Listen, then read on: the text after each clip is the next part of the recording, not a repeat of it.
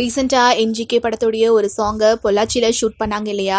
And அதோட videos கூட பயங்கர வைரலா போயிருந்தது. அண்ட் இது தொடர்ந்து இப்போ அடுத்ததா இந்த படத்துடைய நெக்ஸ்ட் ஷெட்யூல சென்னையில ஸ்டார்ட் பண்ண போறாங்க அப்படின்ற தகவல்கள் வெளியாகி இருக்கு. ஏற்கனவே இந்த என்ஜிகே படம் 2018 தீபாவளிக்கு ரிலீஸ் ஆகிறதா இருந்தது. ஸோ அந்த ரிலீஸ் டேட் தள்ளி போனதுல இருந்தே சூர்யாவுடைய ஃபேன்ஸ் அடுத்ததா இந்த படத்தை எப்போ ரிலீஸ் பண்ண போறாங்க, ரிலீஸ் டேட் எப்போ அப்படின்னு ரொம்ப ஆவலாவே அப்பப்போ இந்த படத்தை தயாரிக்கக்கூடிய ட்ரீம் வாரியர் பிக்சர்ஸ் செல்வராகவன் கிட்ட கேட்டுக்கிட்டே இருந்தாங்க.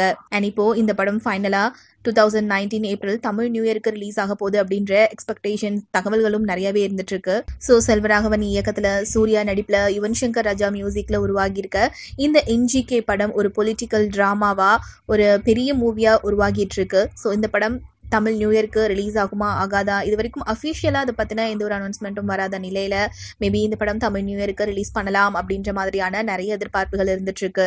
இந்த படத்துல சூர்யாவுக்கு ஜோடியா சாய் பல்லவி, ரகுல் பிரீத் சிங் நடிச்சிருக்காங்க. படத்துல ஜெகபதி பாபுவும் நடிச்சிருக்காங்க. இந்த மாதிரியான நிறைய சினிமா தகவல்கள் தெரிஞ்சுக்க ஃபில்மி ஃபோக்கஸை சப்ஸ்கிரைப் பண்ணுங்க.